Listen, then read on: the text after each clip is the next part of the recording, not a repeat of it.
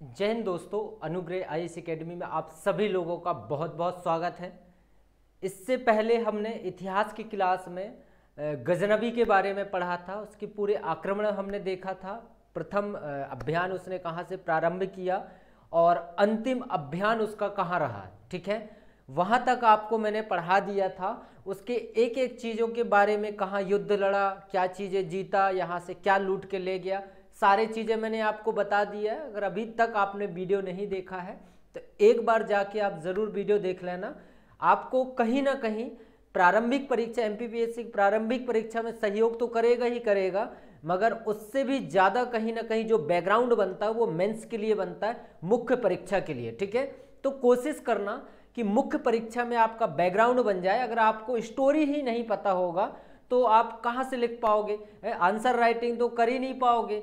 Answer writing में 3 number के questions, 5 number के क्वेश्चंस और साथ साथ में 11 नंबर के क्वेश्चंस, ये सारे क्वेश्चंस आप कैसे टैकल करोगे जब आपको कॉन्सेप्ट आपके क्लियर ही नहीं होंगे। तो मैं आपको कोशिश कर रहा हूँ कि पढ़ते पढ़ते आपके कॉन्सेप्ट भी क्लियर हो जाए। फैक्चुअल रटाने की कोशिश नहीं कर रहा हूँ, मैं आपको पूरा समझाने की कोशिश कर रहा हूँ। अभी तक आपने ऐसा नहीं पढ़ा होगा जैसे मैं आपको कहानी के माध्यम से पूरे इतिहास को पढ़ा रहा हूँ, एक एक चीज़ की जानकारी आपको दे रहा हूँ, ठीक है। यूपीएससी लेवल तक की तैयारी आपको मैं करा रहा हूँ। तो ध्यान रखना, आप बहुत अच्छे से इन चीज़ों को आप क्या करना, कोशिश करना कि ये चीज़ें आपको बहुत अच्छे से चीज़ें कवर हो जाए, है ना। तो मेरी कोशिश रहेगी कि आपको मैं क्या कर सकूं, कॉन्सेप्ट की तैयारी करा सकूं, ठीक है ना। तो आज हम लोग क्या करेंगे, आज हमारा उद्देश्य रहेगा सिहाउद्दीन या सिहाबुद्दीन मोहम्मद गौरी के बारे में, ठीक है। तराइन की प्रथम युद्ध, तराइन की द्वितीय युद्ध, ये सारी चीज़ें यहीं पे अपन डिस्कशन करेंगे, ठीक है। तो कोशिश करना कि तराइन के प्रथम युद्ध से भी क्वेश्चन बनते हैं और तराइन की द्वितीय युद्ध से भी क्वेश्चन बनते हैं। पृथ्वीराज चौहान का नाम भी आपने सुना होगा, उसके बारे में उनकी पत्नी का नाम भी आपने सुना होगा, जयचंद्र का भी नाम आपने सुना होगा, मोहम्मद गौरी का नाम भी सुना होगा। ये सारे नाम आपको मैं बता रहा हूँ, ये सारे नाम आपको इसी लेक्चर में सुनने को मिलेंगे और पूरी स्टोरी भी बताते चलूँगा। कोशिश करना आप कि चीज़ें जो आपको समझ में नहीं आ रहा है उसे नोट डाउन करना, बाद में आप मेरे से ज़रूर आप कमेंट करके आप पूछ सकते हैं, मैं आपको वही बता दूंगा या नेक्स्ट लेक्चर में एक बार और समझा दूंगा। मेरी कोशिश रहती है कि पहले क्लास में आपको मैंने जो पढ़ाया पहले उसे रिवाइज कराता हूँ, इसके बाद में फिर आगे की पद्धति को मैं सीधा बना के रखता हूँ, ठीक है। तो कोशिश करो। महमूद गौरी, सिहाउद्दीन मोहम्मद गौरी, ठीक है। मोहम्मद गौरी कौन से वंश का राजा था, तो हम सबसे पहले देखें, इसे ये बोला जाता है संसवनी वंश का था। ये कौन से वंश का था, पहला क्वेश्चन आपका बनेगा मोहम्मद गौरी कौन से वंश का था, तो संसवनी वंश का था। इसका ओरिजिनल नाम अगर देखा जाए तो मौजुद्दीन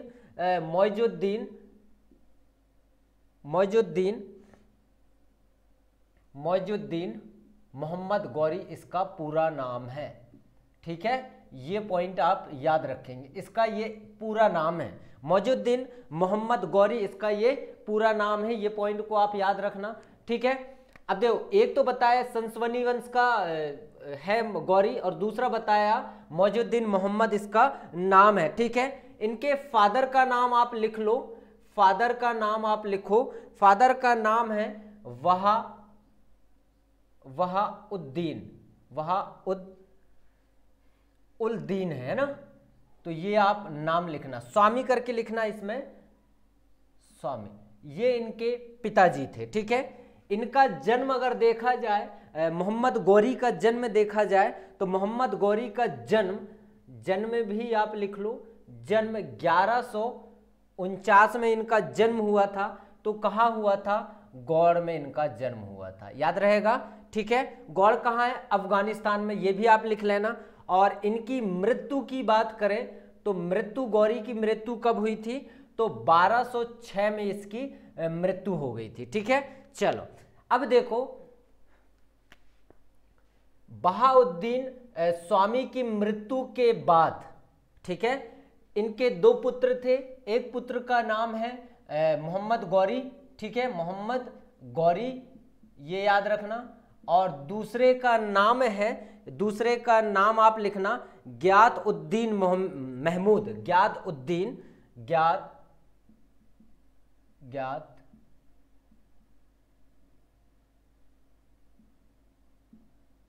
मोहम्मद जरूर लिखना, महमूद है ना, सॉरी महमूद, ठीक है। ये दो पुत्र थे, पहले का नाम मोहम्मद गौरी, दूसरे का नाम गियात उद्दीन महमूद, दो पुत्र थे, ठीक है। इनके मृत्यु के बाद, बहाउद्दीन की मृत्यु के बाद ये दोनों भाई मिलकर गौड़ पर शासन किए। कब से? 1173 से इन्होंने शासन स्टार्ट किया और 1202 तक दोनों भाई मिलकर शासन किए। कहां पर? गजनी पर, गजनी या गौड़ पर, ध्यान रखना, ठीक है ना। अफगानिस्तान के एरिया में गौड़ आता है। ये दोनों भाई मिलके, इनके पिताजी की या फादर की मृत्यु के बाद दोनों भाई मिलके गजनी पर शासन किए 1173 से लेके 1202 तक। पॉइंट याद रखना, ठीक है। इसके बाद में नेक्स्ट पॉइंट याद रखो, इसके बाद में 1202 से स्टार्ट किया इन्होंने शासन और 1206 तक, ठीक है। खुद अकेले मोहम्मद गौरी ने सिंगल यहां पर शासन किया गजनी पर, ठीक है। ये पॉइंट आप याद रखेंगे, है ना।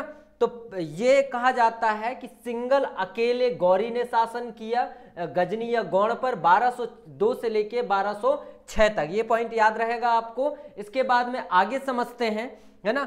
उद्देश्य क्या था इसका? उद्देश्य क्या था मोहम्मद गौरी का? अगर उद्देश्य की बात करें, उद्देश्य क्या था आक्रमण करने का? तो भारत पर इसका उद्देश्य क्या था? भारत पर क्या करना? एम्पायर स्टार्ट करना, साम्राज्य को स्थापित करना, साम्राज्य को क्या करना? स्थापित करना या साम्राज्य का विस्तार करना, इसका उद्देश्य था, ठीक है। यहां तक पॉइंट याद हो गया आपको, ठीक है। उद्देश्य अगर देखा जाए, मोहम्मद गौरी के उद्देश्य देखूं तो उद्देश्य भारत पर साम्राज्य विस्तार करना इसका मुख्य उद्देश्य था, ठीक है। और कहा जाता है, इसी के बारे में एक पॉइंट और लिखो, कहा जाता है कि जब भारत को जीता तब अपने नाम का सिक्का चलवाया। ध्यान रखना, जब मोहम्मद गौरी भारत को जीता, है ना, भारत को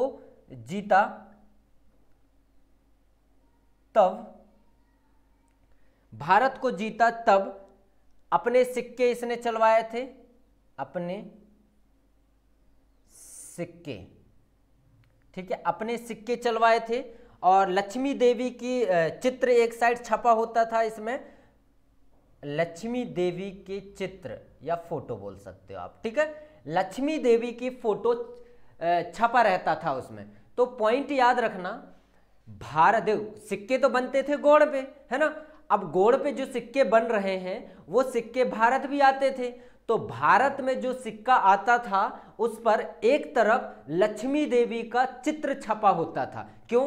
क्योंकि ये भारत की सिंपत्ति लेने के लिए लक्ष्मी देवी का चित्र छपवाता था, है ना।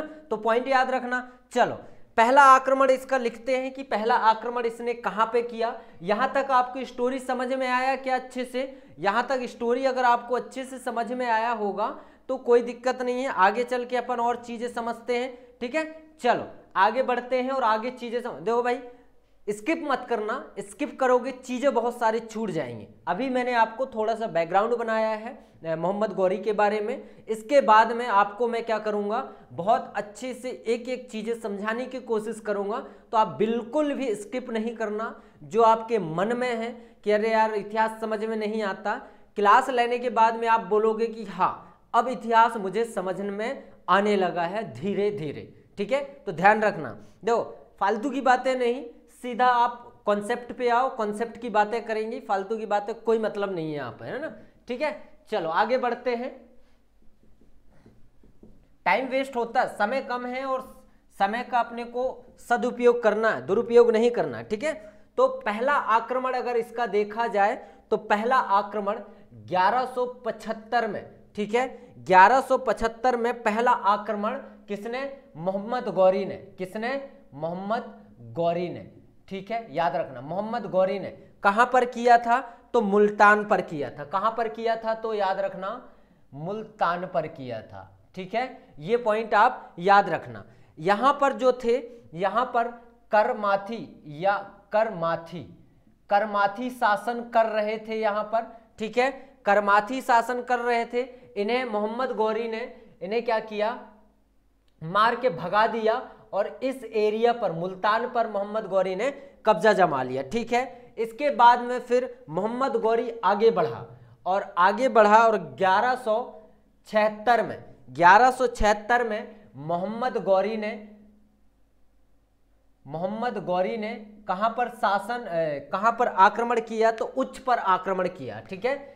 सिंध में एक जगह है उच्च, ये कहां पर है, सिंध में है, याद रखना सिंध में है, ये उच्च है ना, उच्च पर कब्जा कर लिया।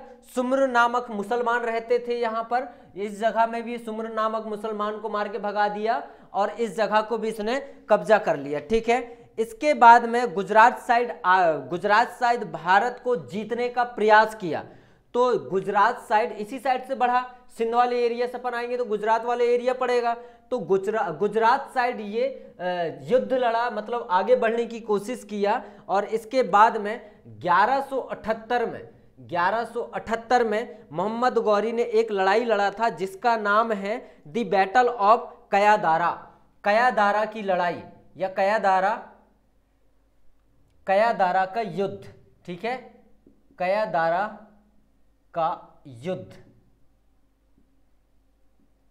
का युद्ध लड़ा, ठीक है। कयादारा का युद्ध बहुत इंपॉर्टेंट है, ठीक है, ये पॉइंट याद रखना। ये गांव है कयादारा, अगर देखा जाए कयादारा गांव है एक तरीके से ना, समझना चीजें, कयादारा क्या है, गांव है ना। और इसे एक नाम से जाना जाता अनिलवाड़ की लड़ाई, अनिलवाड़ की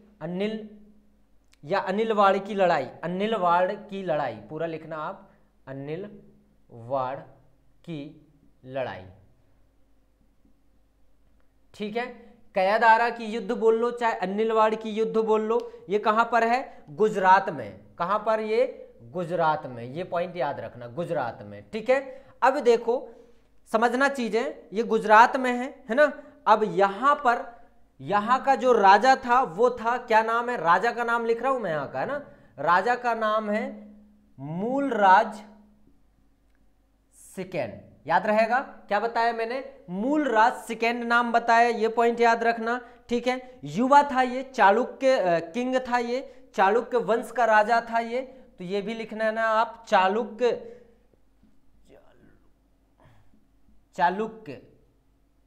वंश का राजा था, चालुक्य वंश का राजा था। मगर ये जो मूलराज था, मूलराज सेकेंड जो है वो युवा था, इसे एक नाम से और जाना जाता है जिसका नाम है भीमदेव सेकेंड, ठीक है, भीमदेव सेकेंड के नाम से भी इसे जाना जाता, ठीक है। नाबालिग था ये, बहुत बोल सकते हैं ये युवावस्था में था ये, नाबालिग बोल सकते हैं। मगर इसके जगह पर शासन जो चला रही थी इसकी मम्मी चला रही थी, ठीक है, तो इसकी मॉम जो थी वो शासन को संभाली हुई थी, ठीक है, शासन को ये संभाली हुई थी, इसकी मम्मी शासन चला रही थी जिनका नाम है नैनी देवी, याद रखना नैनी देवी, ठीक है, नैनी देवी शासन को चला रही थी। अब देखना मोहम्मद गौरी ने गुजरात पर अटैक किया और इस समय तो ये मूलराज सेकेंड बच्चा था, तो उसके जगह पर शासन को कौन चला रही थी, उनके मतलब इनकी मम्मी नैनी देवी चला रही थी।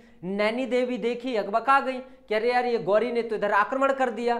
तब इसने नैनी देवी ने कुछ राजा जैसे परमार वंश के राजा, मैं लिख दे रहा हूं यहां पर, परमार वंश के राजा, चौहान वंश के राजा, ठीक है, चौहान वंश के राजा है ना, और साथ साथ सोलंकी वंश के राजा, सोलंकी वंश के राजा, इनसे सहयोग ले ली इसने। क्या करी इसने, इन राजाओं से सहयोग ले ली और इनके सहयोग से इन्होंने इस लड़ाई को जीत लिया, ठीक है। मोहम्मद गौरी बहुत ही बुरी तरीके से हारा था इस लड़ाई में, नैनी देवी जीत गई थी। कहा जाता है इतना ज़्यादा चोटिल हो चुका था गौरी की जिसका कोई हिसाब नहीं है। जो इसका एडवाइजर था, सलाहकार था, जो इसका सेनापति था, गौरी को घोड़े पे लाद के इसे इसकी जान बचाने के लिए इसे गौड़ ले गया था, ठीक है। तो दोबारा गौरी इस गुजरात वाले साइड से आक्रमण करने का सोचा भी नहीं है, समझ गया कि भैया यहाँ पर बहुत ही ज़्यादा धुरंधर पड़े हुए हैं, तो इस साइड से युद्ध करके जीतना मेरे लिए बहुत ही ज़्यादा मुश्किल है, चला गया। ठीक है, इसके बाद में ये व्यक्ति फिर से अटैक करेगा। यहाँ तक समझ में आ गया? ठीक है, तो आगे बढ़ूं मैं।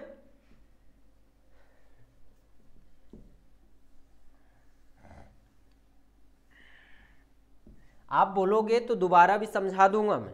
ठीक है, तो कमेंट कर दिया करो कि सर दोबारा आप मुझे समझा दो, तो समझा दूंगा। ठीक है ना। अब देखो दूसरी लड़ाई अगर देखा जाए तो इसने पेशावर पर किया। कहां पर? पेशावर पर किया। पेशावर पर अटैक कर दिया, मतलब पेशावर पर अटैक किया और इस युद्ध को जीत लिया, है ना, जीता लिखना डायरेक्ट। ठीक है, इस युद्ध को जीतना प्रारंभ किया, है ना। और 1100 लिखना 1186 में ग्याद के साथ मिलकर, ग्याद बताया था कौन है? ठीक है, ग्याद के साथ मिलकर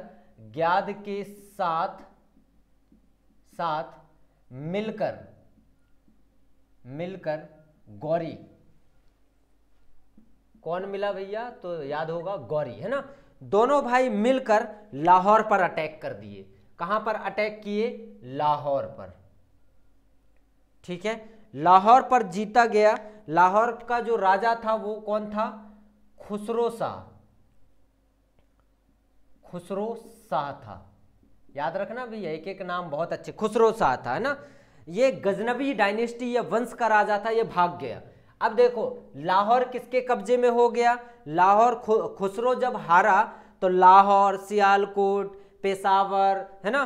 ठीक है, देखो पहला तो लाहौर इसके कब्जे में चला गया, पेशावर भी इसके कब्जे में चला गया।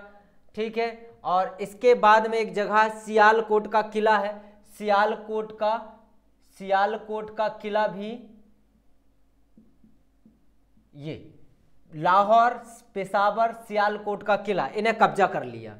अब इसका हौसला बुलंद हो गया कि अब मैं युद्ध जीतता जा रहा हूं। ठीक है, तो इस व्यक्ति ने इसी एरिया से, लाहौर साइड वाली एरिया से इस व्यक्ति ने प्रथम युद्ध जीतने की कोशिश किया। ठीक है, जो 1191 में लड़ा था, बहुत ही इंपॉर्टेंट है, जिसे हम बोलते हैं तराइन का युद्ध। कई बार क्वेश्चन में पूछा जा चुका है तराइन के युद्ध के बारे में, तो आप इसमें 4-5 स्टार डाल लेना। तराइन का युद्ध तारावड़ी के नाम से जाना जाता है, इसे हरियाणा में है ये, है ना। तारावड़ी गांव है, तारावड़ी गांव है, हरियाणा में है। ठीक है, तो आप लिख लेना हरियाणा, कोई दिक्कत नहीं। ठीक है, कहा जाता है कि पृथ्वीराज चौहान के पास एक विशाल घुड़सवार सेना थी, है ना। 2 लाख घुड़सवार किसके पास? पृथ्वीराज चौहान के पास। पृथ्वीराज चौहान यहां का राजा था ये, है ना। पृथ्वीराज चौहान के पास में कहा जाता है 2 लाख, याद रखना एक एक करके बता रहा हूं, ये दो कौन जीतेगा ये भी बताऊंगा मैं। 2 लाख घुड़सवारी सेना था। ठीक है, 2 लाख घुड़सवारी सेना था, है ना। और सिपाही पैदल तो अनगिनत थे बोल सकते। और गौरी के पास में 1.25 लाख क्या थे? घुड़सवारी, मतलब टोटल इसके पास में थे क्या? और 25,000 की समथिंग में पैदल सैनिक थे, है ना। ये घुड़सवारी जो सैनिक था 1.25 लाख घुड़सवारी किसके पास? गौरी के पास में था, गौरी के पास में। ठीक है, और ये चौहान के पास में, और 50,000 से भी ज्यादा पैदल सैनिक थे इसके पास में। ये पॉइंट आप याद रखना। ठीक है, चलो इसे मैं रफ कर दे रहा हूं और यहां से आपको समझाऊं, तो इसी पॉइंट को यहां लिख लेना आप, है ना।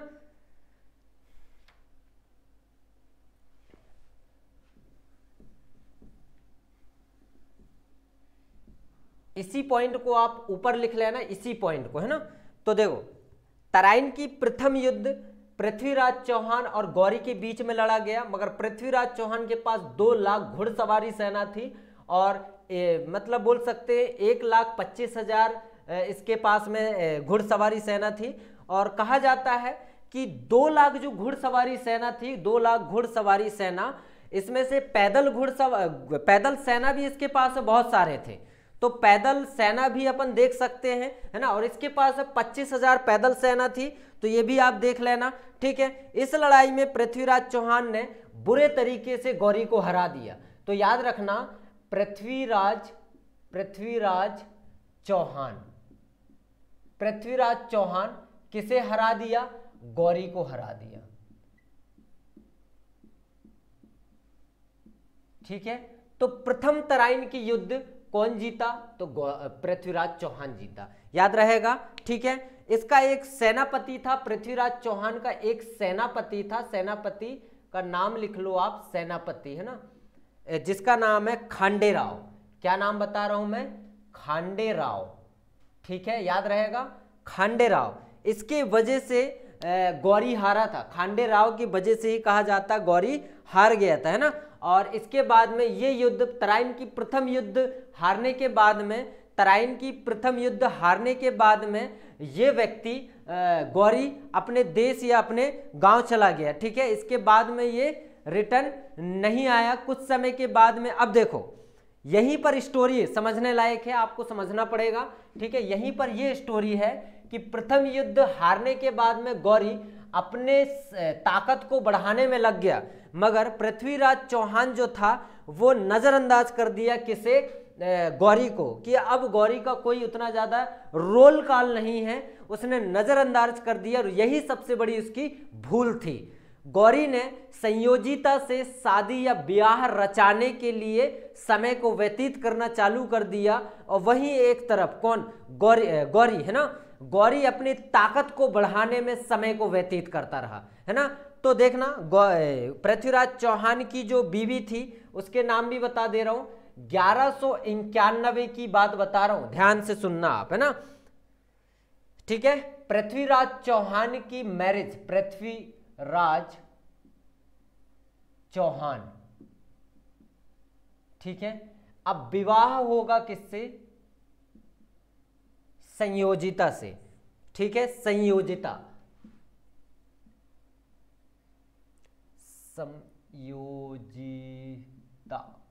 ये नाम है भैया, संयोजिता।